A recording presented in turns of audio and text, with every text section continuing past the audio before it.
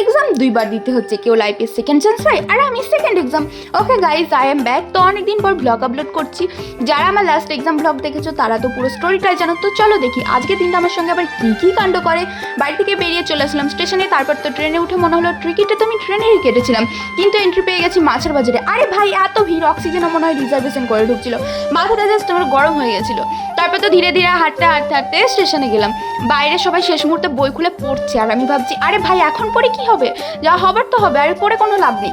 তারপর বেল পড়লো, আমরা সবাই গেলাম, এক্সাম দিতে ঢুকলাম ফুল কনফিডেন্স নিয়ে আর বেরোলাম ফুল কনফিডেন্স নিয়ে। কিন্তু কনফিডেন্সটা ছিল আমার এক্সামে সাপ্লি পাবার, আমি গ্যারান্টি সাপ্লি পাবো। কি আর বলবো, আজকের এক্সামটা তেমন ভালো হয়নি। কিছু প্রশ্ন দেখে মনে হচ্ছিল ওরা প্রশ্ন বানিয়েছে না কি ছাতার মাথা, আমি শুধু প্রশ্নটা দেখেই গেছি। যাই হোক, এক্সাম তো শেষ, আরোটা নিয়ে টেনশন করে লাভ নেই, আমার মাথায় একে অনেক অনেক অনেক টেনশন।